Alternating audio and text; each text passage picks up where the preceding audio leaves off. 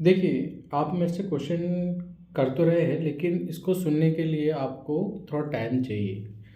और क्वेश्चन आप ये पूछ रहे मेरे से कि को आपको कम्युनिकेशन आपने बहुत जगह कराया है, कम से कम 4-5 जगह तो कराया ही है, तो इसको बहुत जगह ही कहेंगे हम। लेकिन आपके बच्चे में कम्युनिकेशन क्यों नहीं डेवलप हो रहा है? और आप कह रहे हैं कि आपका बच्चा ऑटिज़म है। ये इस बात को भी समझते हैं थोड़ा-सा। मैं कम्युनिकेशन के ऊपर जब बात करता हूँ ना, तो हम है ना एक कम्युनिकेशन स्किल्स की बात करते हैं। क्योंकि कम्युनिकेशन स्किल्स ऐसा नहीं है कि आपने बोला और सिखाया कैसे बोलना है, क्या बोलना है, ये सिखाया और उससे बात बन गई। एक एक थोड़ा-सा कॉन्सेप्ट समझिएगा इसको कि आप सोसाइटी में जाते हैं, ठीक है? सोसाइटी में जाते हैं, तो कितनी तरह की बातें आप जब बोलते हैं और कितनी तरह की बातें आप सोचते हैं, आप खुद भी ऑब्ज़र्व नहीं कर पाते होंगे कि आप कितनी सारी बातें बोल जाते हैं, कितनी सारी बातें का थॉट अप्लाई करते हो, इमेजिनेशन करना स्टार्ट करते हो। तो हम कोशिश ये करें कि जब भी हम कम्युनिकेशन की बात कर रहे हैं, तो कम्युनिकेशन स्किल्स की बात करें। हम नॉर्मली बोलने और छोड़ने पे काम ना करें, या ना ही हम समझें कि हमें बस बुलवाना है बच्चे को या बच्चे से बस निकलवाना है। तो मैं आपको स्टेप बाय स्टेप बताता हूँ, अगर आप सुन पाएँगे तो कनेक्ट करिएगा कि आप कहाँ कनेक्ट कर पा रहे हैं। देखिए, पहली बात तो हमें ये समझना पड़ेगा कि जब भी हमारे स्पेशल बच्चे होते हैं, कोई से भी स्पेशल बच्चे, चाहे ऑटिज्म हो, सेरेब्रल पाल्सी हो, डाउन सिंड्रोम हो, लर्निंग डिसेबिलिटी हो, या कोई भी कंडीशन हो ऐसी, जैसे जेनेटिक कंडीशन कोई हो जाए या कोई भी न्यूरोलॉजिकल कंडीशन हो जाए, तो उस कंडीशन में हमारे बच्चे में ना अलग-अलग तरीके से स्पीच इम्पैक्ट हो जाता है, अफ़ेक्ट हो जाता है। क्योंकि मैं ये देख पाता हूँ कि अगर सीपी का बच्चा है तो उसका टोन बढ़ा हुआ होता है, यानी मसल्स टोन बढ़ा हुआ होता है, या कह सकते हैं जब एटेक्सिया हो जाता है उसे, या एथिटॉयड हो जाता है, तो उसका टोन फ्लक्चुएट भी करने लग जाता है। यानी फ्लक्चुएट का मतलब ये समझ सकते हैं कि आ रहा है जा रहा है टोन, तो वैसा भी केस देखने को मिलता है हमें। जेनेटिक कंडीशन में टोन होता ही नहीं है। कई बार ऐसा देखा जाता है, जैसे डाउन सिंड्रोम के केस में बच्चा माउथ का अवेयरनेस ही नहीं रहता, बिल्कुल भी अवेयरनेस नहीं रहता। तो हमें ना स्पीच हर बच्चे में डिफरेंट तरीके से करानी चाहिए। हम है ना क्या करते हैं गलती एज ए थेरेपिस्ट, कि हम सब कंडीशन में एक ही तरीके से कमेंट करना स्टार्ट कर देते हैं, एक ही तरीके से करवाने की कोशिश करने लग जाते हैं, जो कि बिल्कुल गलत है। अब जब भी हम देख रहे हैं कि अलग अलग कंडीशन पे अलग अलग काम करने की ज़रूरत पड़ती है, तो ऑटिज्म के केस में या सीपी के केस में या डाउन सिंड्रोम के केस में कुछ स्टेप होते हैं, जो कि स्टेप समझने हैं हमें, और उस स्टेप पे हर बच्चे के साथ कुछ अलग तरीके से काम करना है। अगर मैं ऑटिज्म की बात करूँ तो ऑटिज्म में ये हो जाता है कि बच्चा ना इंटेलेक्चुअल लेवल उसका डाउन है बच्चे का। अब बच्चे का इंटेलेक्चुअल लेवल डाउन है, तो बच्चे को जब आप कुछ बोल रहे होंगे, कुछ समझा रहे होंगे स्पीच के ऊपर या कम्युनिकेशन लैंग्वेज के ऊपर, तो बच्चा उसको समझता नहीं है। क्योंकि उसको समझ में ही नहीं आ रहा कि आप बोल क्या रहे हो, क्योंकि उसका इंटेलेक्चुअल ही नहीं है। उससे जैसे कोई भी वर्ड कह दिया आपने कि उठाओ, रखो, छोड़ो, ये सब समझ में ही नहीं आ रहा, तो बोलना तो दूर की बात हो जाती है।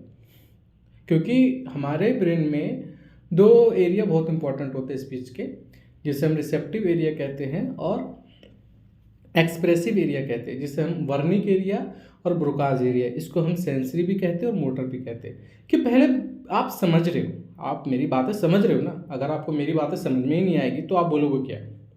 समझ रहे हो? तो हमें ये समझने की ज़रूरत है कि पहले हमें समझना होता है, देन बोलना होता है। अब और भी एरिया है जो कि रिस्पॉन्सिबल है स्पीच के लिए, ठीक है? ट्रांसकॉर्टिकल है, मिक्स्ड है, ग्लोबल है, ठीक है ना? मोटर एरिया है। तो ये कुछ स्टेप है, वो बाद में बात करूँगा, क्योंकि इस पे बारे में बात करने जाऊँगा तो बहुत बड़ी बात हो जाएगी। तो कुछ ब्रेन के बहुत सारे एरिया जो कि रिस्पॉन्सिबल है, लेकिन 2 एरिया को मान के चलिए मेन है, ठीक है? और भी एरिया है, लेकिन 2 एरिया को मान के चलिए कि पहले आप समझते हैं, देन बोलते हैं। अब आपको क्या करना चाहिए कि पहले आपको समझाना चाहिए, देन बोलना चाहिए। हम क्या करते हैं ना मोस्टली केसेस में, कि हम रटवा रहे हैं बच्चों को, हम बोल रहे बार बार उसके सामने। बच्चा उसको ना समझे कि बोलना क्या चाह रहे हो आप करवाना क्या चाह रहे हो। समझ रहे हो? मान लीजिए मैंने आम बोला बोलने के लिए, बच्चा आम तो भूल गया, लेकिन आम का मतलब क्या है, आम क्या है, आम क्यों है, मैं क्यों बोलूँ आम, कैसे बोलूँ आम, कब बोलूँ आम, कैसे, किस सिचुएशन में मुझे आम बोलना है, किस सिचुएशन में नहीं बोलना। ठीक है, तो ये हमें समझने की ज़रूरत पड़ती है। तो मैंने ये कहा कि अलग अलग कंडीशन के ऊपर अलग अलग तरीके से काम होगा, और हर कंडीशन में हमें दो एरिया जरूर पकड़ना है, समझने का एरिया और एक्सप्रेसिव का एरिया। हम कई बार क्या होता है ना, आपने सुना है ये बात कि इंग्लिश आप समझ तो जाते लेकिन बोल नहीं पाते। वो समझ क्यों जा रहे हैं आप? क्योंकि वो भी हमारे ब्रेन में एरिया है उस चीज़ को लेके, और एक्सप्रेस नहीं कर पा रहे उसका भी एरिया, क्योंकि आपने ज़्यादा रिपीट नहीं किया, बोला नहीं, एक्सप्रेस नहीं किया, इसलिए आप नहीं बोल पाते। लेकिन जब हम बच्चे की बात कर रहे हैं तो हमें कम्युनिकेशन स्किल्स को ध्यान में रखना है, स्किल्स को ध्यान में रखना है, और स्पीच के लेवल को ध्यान में रखना है। मेरा अगर आप यूट्यूब पे जाएंगे, थोड़ा पीछे जाएंगे, तो आपको एक वो मिलेगा, स्पीच इंप्रूवमेंट कैसे आ सकता है बच्चे में, उसके ऊपर वीडियो मैंने एक एक स्टेप में समझाया हुआ है, ब्लैक बोर्ड पर समझाया हुआ प्रॉपर, कि आप क्या क्या स्टेप उठाते हैं, पहले क्या आएगा, सेकंड क्या आएगा, थर्ड क्या आएगा, ऑटिज्म बच्चे के रिस्पेक्ट में भी और बच्चे के रिस्पेक्ट में भी समझाया हुआ। अगर आप उसे देखेंगे तो समझ में आ पाएगा। लेकिन यहाँ पे हम कम्युनिकेशन के बारे में बात करेंगे। कम्युनिकेशन का मतलब क्या, कि बच्चा वर्ड बोल पा रहा है। मान लीजिए वर्ड से भी पहला है, पहले क्या है कि पहले मुंह बच्चा खोलता ही नहीं, फिर उसमें आवाज़ नहीं निकालता, मुंह खोलने भी लग गया तो आवाज़ नहीं निकालता, जब आवाज़ निकालने लग जाता है तो फिर उसको शिफ्ट नहीं करता कि मैं आ के बाद ई बोलूँ, आ के बाद ई भी बोलने लग गया तो टू लेटर को कनेक्ट नहीं करता कि पा नी बोलूँ, पा नी कैसे कनेक्ट करना है। और कई बच्चे जब इस स्टेप पे काम करना पड़ता है, चाहे वो किसी भी कंडीशन का हो, लेकिन हर कंडीशन का अलग अलग तरीके हैं, ऐसा नहीं कि हर बच्चे में एक ही तरीका यूज करेंगे। स्पीच की टेक्निक बहुत है। मज़े की बात यह है कि बहुत सारे टेक्निक है, और टेक्निक बहुत सारे हैं ना, तो हमारे पास श्योरिटी हो जाती है कि हम ये अप्लाई नहीं होते, ये अप्लाई करके देखते हैं, और जिस पे वो सेट बैठ जाता है बच्चा, उसी तरीके से बच्चा बोल जाता है। लेकिन वो तरीका क्या होना चाहिए, वो फर्स्ट लेवल क्या होना चाहिए, क्योंकि हर बच्चे का इंटेलेक्चुअल लेवल अलग है, यानी कि उसका अंडरस्टैंडिंग का लेवल अलग है। और मैं क्या कर रहा हूँ कि एक बच्चा उठा रहा हूँ और उसका बिना अंडरस्टैंडिंग जज किए हुए मैं उसको वो समझा रहा हूँ जो कि वो समझ ही नहीं सकता, समझ रहे? तो बच्चा स्पीच नहीं आता, उसका कम्युनिकेशन डेवलप नहीं होगा।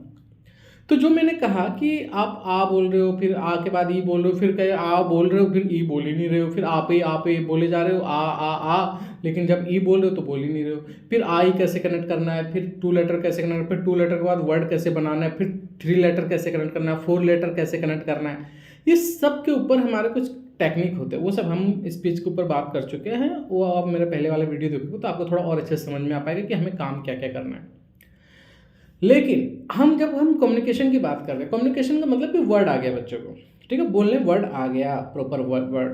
लेकिन कई बार क्या होता है ना कि कई वर्ड तो अच्छे बोल ले रहा है, लेकिन कई वर्ड वो अच्छे नहीं बोलेगा। तो इस केस में भी हमें उसके स्पीच के ऊपर, यानी कि लेटर प्रोनाउंसिएशन के ऊपर काम करना पड़ेगा, जिसे मैं कहता हूँ फोनोलॉजिकल अवेयरनेस स्किल्स।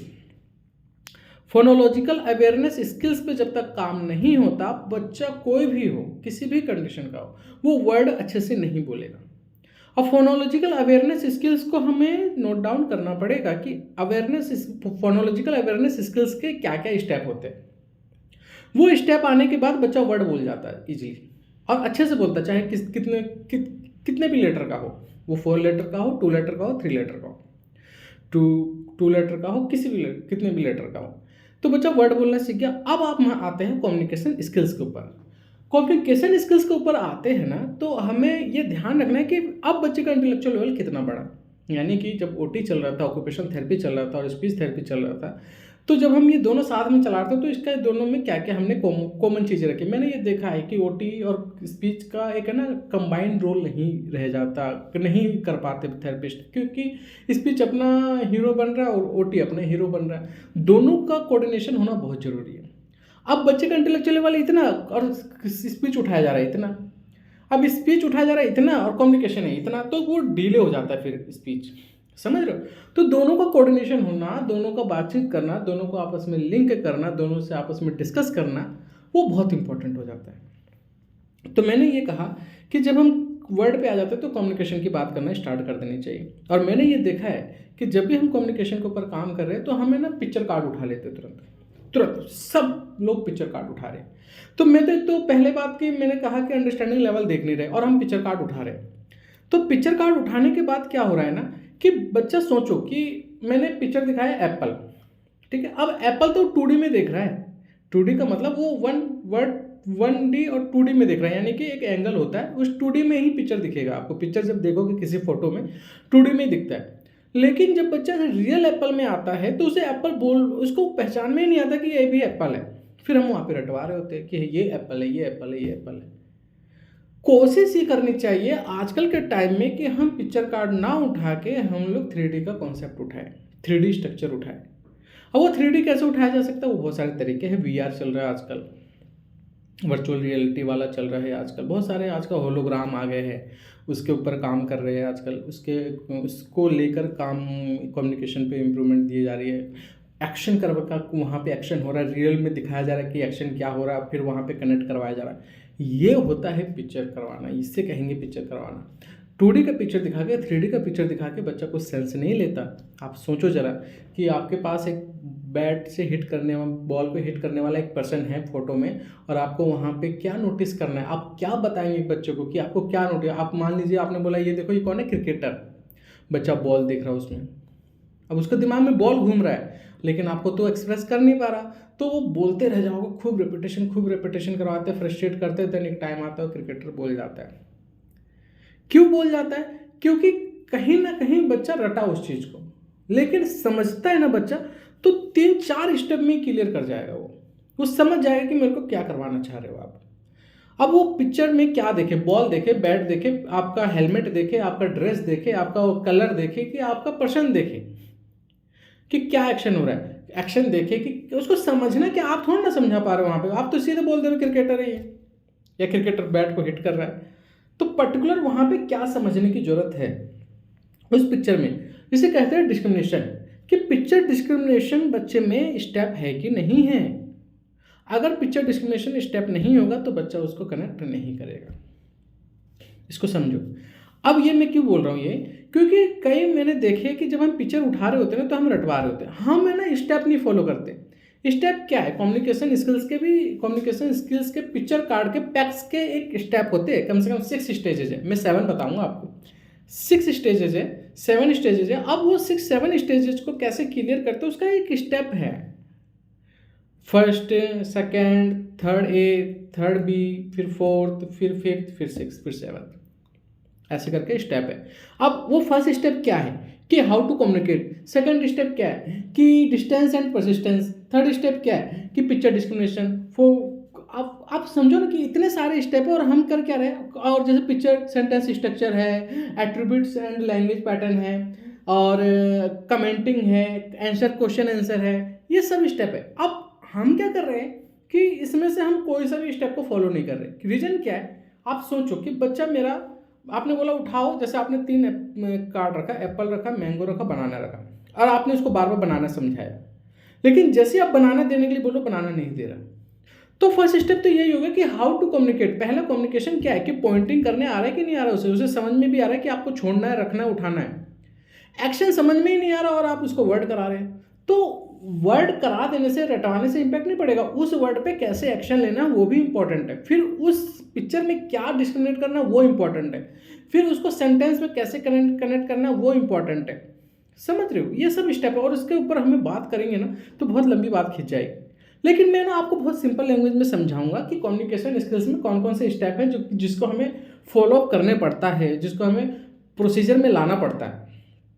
इसको समझो जरा, क्योंकि अगर ये नहीं समझोगे ना तो दिक्कत होगी। क्योंकि हम क्या कर रहे हैं ना, हम लोग बस रटवाने के ऊपर काम कर रहे हैं कि चलो ऐसे बोलो बोलो बोलो, मैं घर जा रहा हूँ।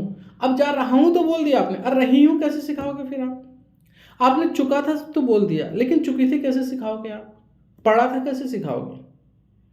मेरी बात समझो जरा, जो मैं कह रहा हूँ बहुत इंपॉर्टेंट है कि हम है ना स्ट्रक्चर नहीं समझा पाते बच्चों को, हम स्ट्रक्चर नहीं सिखा पाते। हम यही नहीं सिखाते, जैसे मैंने बोला पापा आओ, मैंने बोला पापा आगे आओ।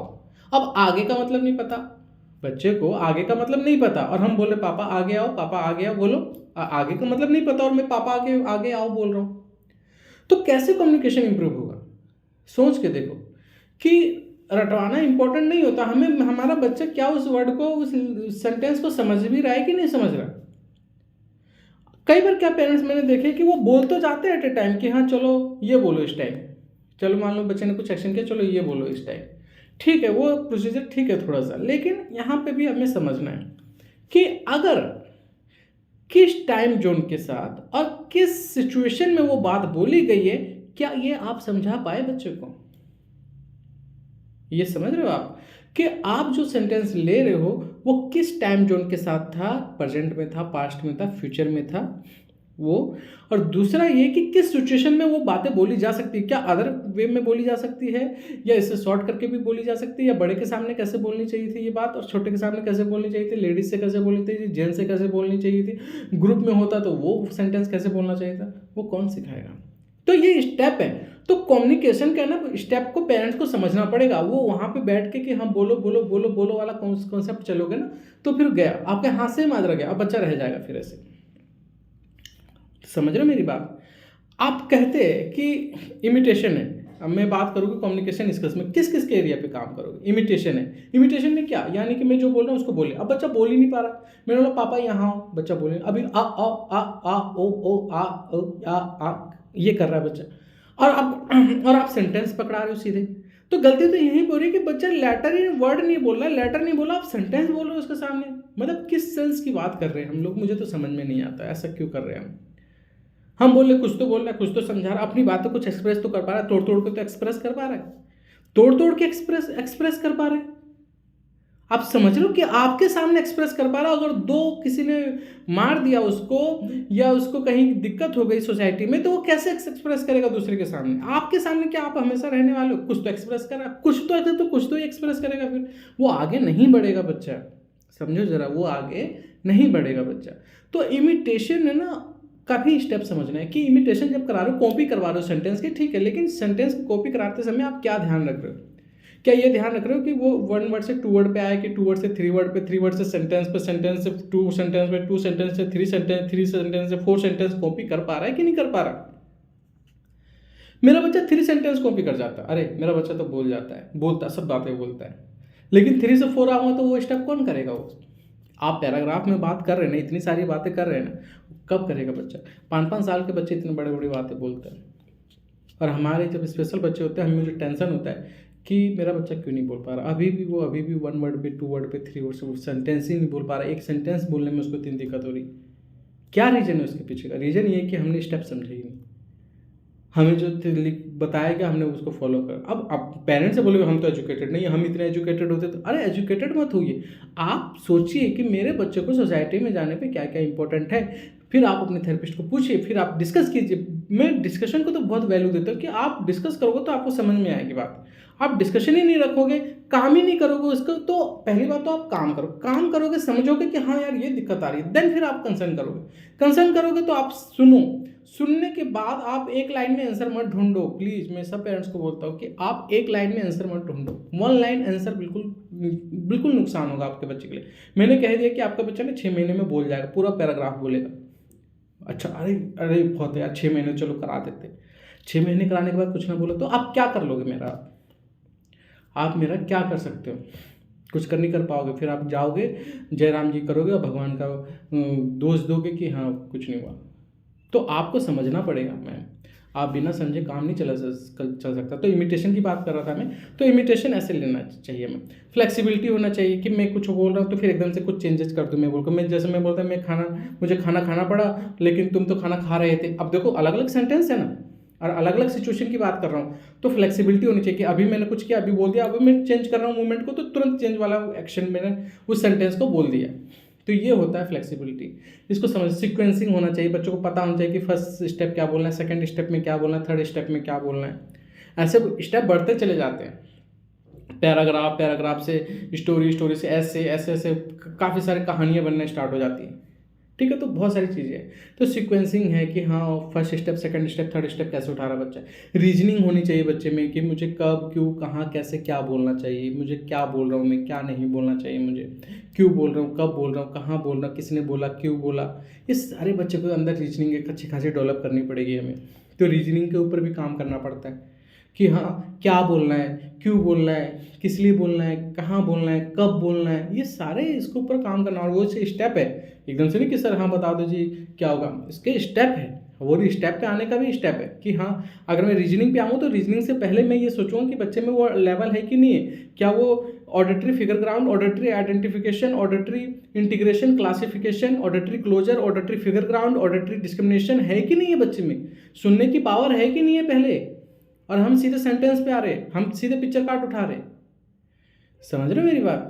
ऑडिटरी प्रोसेसिंग स्किल बहुत इंपॉर्टेंट। तो मेरे बच्चे में रीजनिंग भी बहुत अच्छे से होनी चाहिए, टेंस से होना चाहिए, बच्चे में टेंस का पता होना चाहिए, गागी के कब बोलते हैं, रहा कब बोलते हैं, चुका था कब बोलते हैं, सकता है, चाहिए, ये सब कब बोला जाता है, बहुत सारे टेंस स्ट्रक्चर वो सब कब बोला जाता है। टेंस स्ट्रक्चर में भी फ्रेजेज होते हैं, तो फ्रेजेस को कोई भी यूज करना है। पार्ट ऑफ स्पीच को कैसे बोलना है, पार्ट ऑफ स्पीच का मतलब adjective word, adverb word, preposition, conjunction, ये सब वर्ड पता होने और उस पर एक्शन भी लेना आना चाहिए। मेरा बच्चा, मैंने बोला आगे चलो, आगे नहीं जा रहा, मैंने बोला हाथ पैर पीछे करो, हाथ पैर पीछे नहीं कर पा रहा, और मैं बोल रहा हूँ कि बोलो मैंने हाथ पीछे किया, अब पीछे कर नहीं पा रहा वो, और अब मैं उसको सिखा रहा हूँ, तो उसका मीनिंग ही नहीं रहेगा, मीनिंगलेस हो गया बिल्कुल ही। समझ रहे हो? तो जो बोलना चाह रहा है पहले उस पर एक्शन देखो कि बच्चा ले रहा है कि नहीं ले रहा है। समझ रहे हो? एक्शन लेने के बाद फिर टाइम जोन को चेंज करो, उस टाइम जोन को चेंज करना बहुत इंपॉर्टेंट है, सिचुएशन को चेंज करना, ताकि उसे पता रहे कि किस टाइम जोन के साथ मुझे क्या बोलना। और ये सारा प्रोसेस बैठ के नहीं होता, ये खड़े होके समझ के एक्शन करके एक सिचुएशन कनेक्ट करके। आपने कभी इंग्लिश स्पीकिंग का कोर्स वो देखा होगा सब्जेक्ट, उसमें क्या होता है, उसमें ये होता है कि कई बार बच्चा है ना वो करता है, जैसे रेस्टोरेंट में कैसे बोलते हैं, डॉक्टर के पास जाने पे कैसे बोलते हैं, मॉल में कैसे बोलते हैं, ये सब लिखा रहता है उस पर। तो वही तो लैंग्वेज है, वही तो सिचुएशन है कि किस सिचुएशन में कैसे मुझे कमेंट करना है। समझ रहे हो? ऑर्गेनाइजेशन होना चाहिए बच्चे में। ऑर्गेनाइजेशन का मतलब क्या, कि उसे पता होना चाहिए कि सेंटेंस को ऑर्गेनाइज कैसे करते हैं। ऑब्जर्वेशन होना चाहिए बच्चे में, ऑब्जर्वेशन कि दूसरे को देख के बता सके कि दूसरे क्या एक्शन ले रहे हैं, उसको कमेंट कर सके, उस पर सेंटेंस बना सके कि हाँ एक्शन क्या चल रहा है, मतलब क्या बातचीत हो रही है, उस पर बीच में कनेक्ट कर सके बच्चा। इस पे काम करना, फ्लुएंसी पे काम करना चाहिए। कई मैंने देखे, मोस्टली बच्चे मैंने देखे कि बच्चे का जो स्पीच है ना थोड़ा थोड़ा आता है, ज़्यादा नहीं होता, वो भी बहुत धीरे धीरे बोल रहा होता है, कोई तोड़ तोड़ के बोल रहा होता है, कोई छोड़ छोड़ के बोल, मतलब बहुत गलत तरीके से। फ्लुएंसी तो मतलब है ही नहीं बच्चे में। ऑटिज्म का मतलब कि सबको लगता है कि सोचते ही धीरे तो बोलेगा भी धीरे, ऐसा नहीं होता। सोचेगा धीरे लेकिन बोलेगा पूरा सेंटेंस एक साथ सही से, फिर थोड़ा सा रुकेगा, फिर सेंटेंस बोलेगा अच्छे से, लेकिन बोलेगा वो पूरा अच्छे से। सोशल कम्युनिकेशन होना चाहिए कि चार लोगों के बीच में बैठ के कैसे बोलना है, दूसरे क्या बोले तो मुझे इसके बीच में कि उसके बाद क्या बोलना है, ये बोला जा रहा है तो कब अब क्या बोलना है, ये सब बच्चों को करवाना चाहिए हमें। वर्किंग मेमोरी होना चाहिए, एक्शन विथ स्पीच होना चाहिए। वर्किंग मेमोरी का मतलब कि मैंने यहाँ पे कुछ किया, मैं कुछ देर के बाद पूछ रहा हूँ, बच्चों को बता ही नहीं पा रहा बच्चा कि मैंने क्या बोला था। समझ रहे हो? तो उसको कहते हैं वर्किंग मेमोरी। तो वर्किंग मेमोरी के ऊपर काम करते हैं हम लोग, तो उसके ऊपर काम करने से काफ़ी इम्पैक्ट पड़ता है। प्रैग्मेटिक जिसे हम कह देते हैं कि सोसाइटी में जब बच्चा निकलेगा तो किस तरीके से अपनी बातों को बोल पाएगा। तो ये सारे प्रोसीजर है, इन सब के ऊपर हमें काम करना पड़ता है ताकि बच्चा एक अच्छा कम्युनिकेशन कर सके, अच्छा लैंग्वेज बोल सके। और हमें यहाँ पे ये भी समझना कुछ प्रिकॉशन है। प्रिकॉशन का मतलब बाईलिंगुअल ज़्यादा नहीं यूज करना चाहिए बच्चे के जब अंडरस्टैंडिंग लैक हो रहा हो। समझ रहे हो? लैंग्वेज अगर हम 2 यूज कर रहे, 3 यूज कर रहे घर में, तो बच्चा नहीं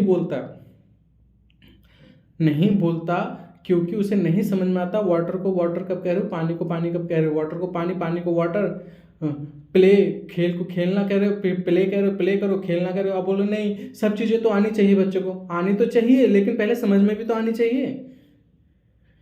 पेरेंट्स कहते हैं पहले समझ में आए तो मतलब आनी चाहिए, सब चीज़ें बोलनी आनी चाहिए, सब चीज़ें बोलने आ जाएगा और उसको समझ में आएगा है नहीं क्या बोल रहा हूँ मैं, तो उससे क्या इम्पैक्ट पड़ेगा सोच के देखो। तो आप एक वन लैंग्वेज यूज कीजिए, इंग्लिश बोलते हो तो इंग्लिश ही बोलो, हिंदी बोलते हो तो हिंदी बोलो। अगर इंग्लिश हिंदी बोलना है तो पर्टिकुलर उस वर्ड को इंग्लिश में ही बोलो जैसे आप इंग्लिश में बोलो, इंग्लिश और हिंदी मिक्स करके मत बोलो। अगर बॉटल को बॉटल बोलते हो तो बॉटल ही बोलो, अगर थर्मस बोल दिया कभी फिर बोल रहे हो बॉटल तो गलत होगा। अब बॉटल है तो बॉटल है, कम तो कम, आओ मत बोलो फिर आप कि आओ, फिर बोलो कम।